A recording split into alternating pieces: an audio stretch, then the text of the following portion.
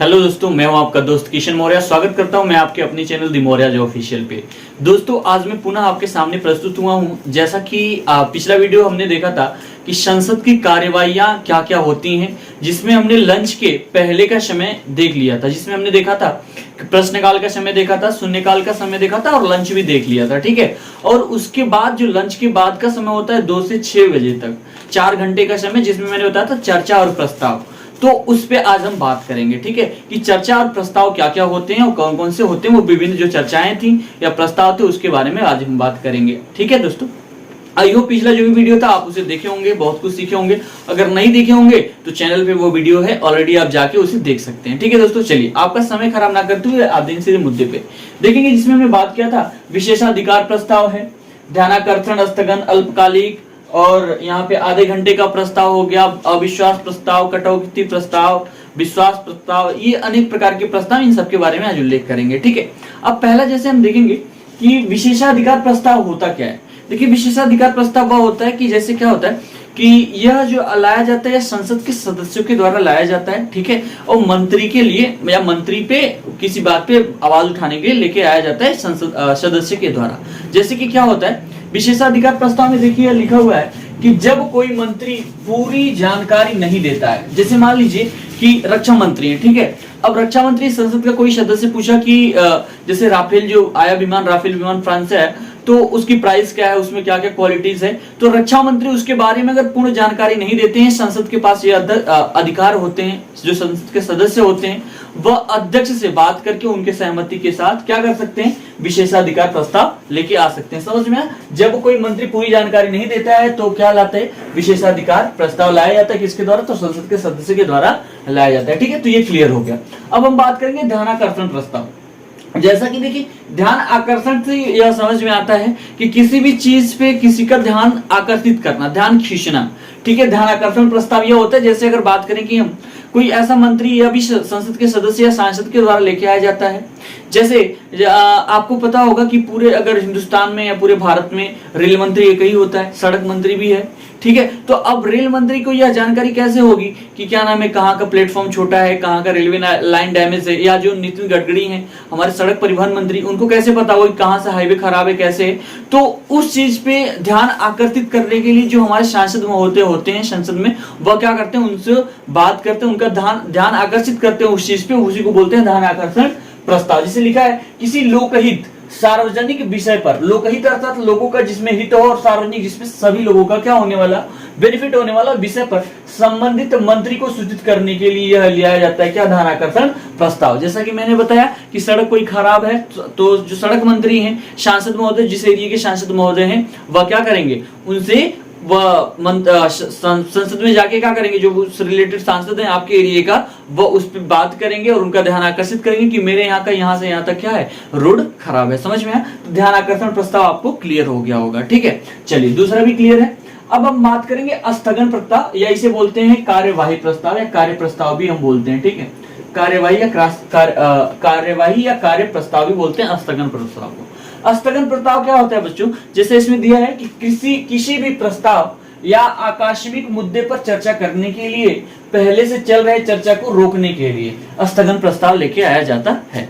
जैसे मान लीजिए कोई प्रस्ताव या चर्चा चल रही हो तो यह तब लाया जाता है जैसे कोई बहुत आपातकालीन या इमरजेंसी घटना घटित हो गई हो, उस पर हमें बात करना हो, उससे रिलेटेड। जैसे मान लीजिए कि कोई ऐसी चीज चल रही है जलवायु वगैरह से रिलेटेड, ठीक है, कि हमारा पर्यावरण देखो क्या होता है, वर्षा कभी अधिक होती है, सूखा पड़ जा रहा है, इनसे रिलेटेड इसे कैसे बचा जाए, इसके लिए क्या क्या व्यवस्थाएं की जाएं।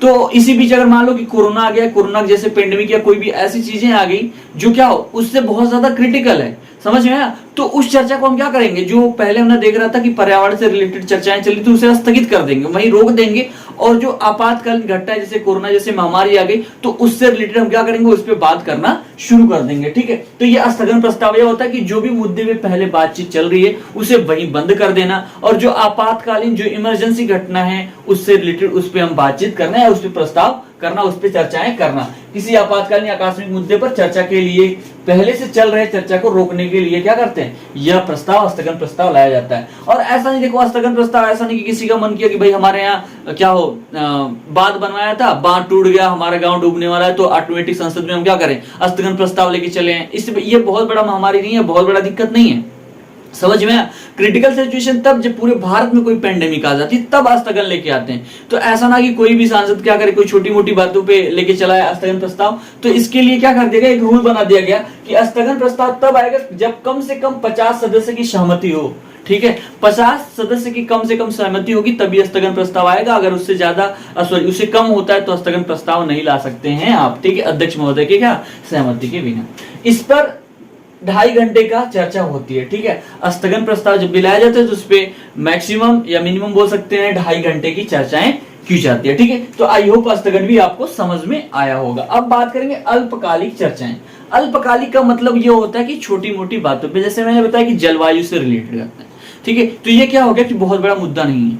ठीक है, ये बहुत बड़ा मुद्दा नहीं है, छोटा है, तो इससे रिलेटेड क्या करते हैं, अल्पकालिक घटनाओं पे रिलेटेड हम लेके आते हैं। इसमें 2 घंटे का समय दिया जाता है। ठीक है, यह अभी लेके आता है कौन, तो जो सांसद होते हैं आपके एरिया का वह लेके आएंगे 2 घंटे का सार्वजनिक महत्व के लिए विषय पर, और अध्यक्ष के द्वारा सप्ताह में 3 दिन क्या किया जाता है, इसे चालू किया जाता है। अर्थात जो भी लोकसभा का अध्यक्ष होंगे वह डिसाइड करते हैं कि 3 दिन, शुरुआत का 3 दिन क्या अल्पकालिक चर्चा के लिए और आधे घंटे की चर्चा के लिए लास्ट का 3 दिन होता है। ठीक है, वो रख लेते हैं। और आधे घंटे की ये देखो क्या होता है, आधे घंटे की चर्चा होती है सार्वजनिक महत्व के लिए और अध्यक्ष द्वारा सप्ताह में। ठीक है, तो इन तीनों में अंतर क्या होता है कि ये बहुत ज्यादा आपात इमरजेंसी चीजें रहेंगी, आपातकालीन वाली घटनाएं रहेंगी तब उसमें, और उससे कोई थोड़ी बहुत ऐसी पेंडेमिक वाली घटनाएं जैसे पर्यावरण रिलेटेड है तो अल्पकालिक आ गया, जो चल सकता है, बहुत ज्यादा क्रिटिकल नहीं है लेकिन चल सकता है। जैसे अभी ये भी समझ लेते हैं, चलो इसमें भी अंतर हम कर लेते हैं। जैसे हमने देखा कि सांप्रदायिक जो घटनाएं हैं, हिंदू मुस्लिम को लेके, अलग अलग जाति समुदाय को लेके विवाद कर रहे होते हैं,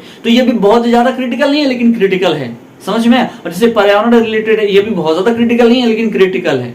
ठीक है, तो सबसे ज्यादा जो क्रिटिकल है वह आ जाएगा, सबसे ज्यादा स्थगन में आएगा जो बहुत ज्यादा पेंडेमिक है। उसके बाद अल्पकालिक में वो आएगा जो उससे कम क्रिटिकल है, और उससे जो कम क्रिटिकल है वो आ जाएगा आधे घंटे की चर्चा में। ठीक है, लेकिन दोनों में, तीनों में यह सिमिलरिटी देखेंगे कि इसमें 2.5 घंटे का समय लिया जाता है, इसमें 2 घंटे का, और इसमें आधे घंटे का समय लिया जाता है। इसमें देखो सार्वजनिक महत्व के विषय पर चर्चा की जाती है, अध्यक्ष द्वारा सप्ताह में 3 दिन समय, और इसमें भी वही चीजें हैं, दोनों में यह सिमिलरिटी देखने को मिलती है। ठीक है, चलिए अब आगे बात करता हूं। धन्यवाद प्रस्ताव देखो, जो अनुच्छेद 87 में राष्ट्रपति का विशेष अभिभाषण, देखो विशेष अभिभाषण, जो राष्ट्रपति का विशेष अभिभाषण होता है, यह इस पे मैं एक वीडियो बना दूंगा कि विशेष अभिभाषण राष्ट्रपति का होता क्या। ठीक है, जैसे कि बता देता हूं, विशेष अभिभाषण में जो होता है वह जो इनके मंत्री परिषद के लोग होते हैं राष्ट्रपति के, ठीक है, मंत्रिमंडल, वो लोग क्या करते हैं, टोटल मंत्री परिषद के लोग क्या करते हैं, लिखित चीजें कि जो जो क्रियाकलाप हुआ है, जो कार्य हुआ है, वह चीजें विशेष अभिभाषण में क्या करते हैं, राष्ट्रपति वह अभिभाषण देते हैं। ठीक है, ये कब देते हैं, तो बजट जो सेशन होता है, ठीक है, बजट सत्र या बोल सकते हैं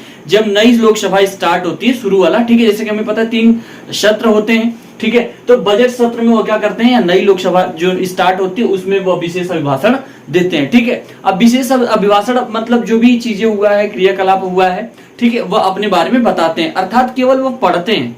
ठीक है, वह जो लिखित होता है वह किसके द्वारा, तो मंत्री परिषद के द्वारा वह लिखित चीजें होती है, अर्थात उनकी चीजों को यह केवल बोलते हैं या बोल के पढ़ते हैं। समझ में आया चीजें कि नहीं, अर्थात अगर इनको यह सहमति प्रदान होती है, ठीक है, तो मंत्री परिषद को सहमति प्रदान होगी, या इनको निंदा मिलता है तो अर्थात क्या मंत्री परिषद को निंदा मिलेगी। यहाँ पे लिखा हुआ है कि इसे 50% से अधिक मतों से पारित करना होता है। ठीक है, अब आप लोगों ने ये भी सुना होगा कि 50% से अधिक क्या चाहिए होता है, सरकार बनाने के लिए चाहिए होता है, और 50% क्या हुई, अगर मत मिला सांसद लोगों का, तो इससे अधिक यह पारित हो जाएगा, धन्यवाद प्रस्ताव पारित हो जाएगा। यह हर साल होता है। ठीक है, हर सत्र में क्या होता है, एक साल में यह धन्यवाद प्रस्ताव पारित किया जाता है। ठीक है, तो बजट सेशन में हम क्या करेंगे, यह होता है, याद रखेंगे।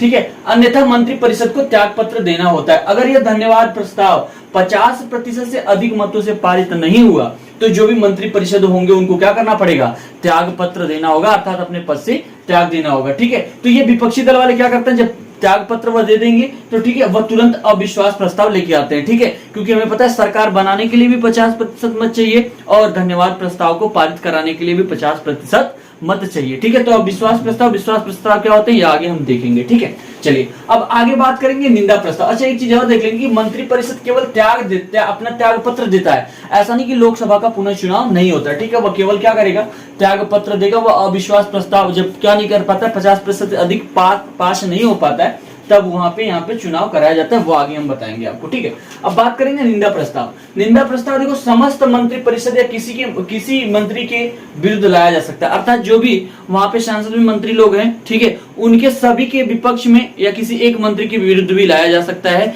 कि वह अच्छा कार्य नहीं किया है, अपना जो भी सेक्टर था या क्षेत्र था उसमें वह अच्छा कार्य नहीं किया है, तो निंदा प्रस्ताव लेके आते हैं। समस्त मंत्री या मंत्री के किसी भी के विरुद्ध लाया जा सकता है। अब इसमें भी क्या होता है, 50% से अधिक मत से पारित होने पर मंत्रिमंडल को क्या करता है या मंत्री परिषद को त्याग पत्र देना होता है। अर्थात ये जो क्या है निंदा प्रस्ताव है जो लाया गया, यह भी 50% से अधिक लोगों के द्वारा क्या करना चाहिए, पारित होना चाहिए। ठीक है, यह तब लाया जाता है जब कोई मंत्री अपना कार्य ठीक से नहीं कर रहा होता है। जैसा कोई मंत्री है, जब वो अपना कार्य पूर्ण रूप से नहीं कर रहा है तो उसके खिलाफ लेके आया जाता है निंदा प्रस्ताव, और इसे पारित करने के लिए कम से कम 50% मत चाहिए होता है। ठीक है, अगर ऐसा नहीं होता है, 50% मत नहीं होता है, तो वह पास निंदा प्रस्ताव पारित नहीं होगा। ठीक है, अब इसके बाद बात करेंगे अविश्वास प्रस्ताव। अविश्वास प्रस्ताव समझने से पहले बच्चों हम ये समझ लेते हैं कि विश्वास प्रस्ताव क्या होता है।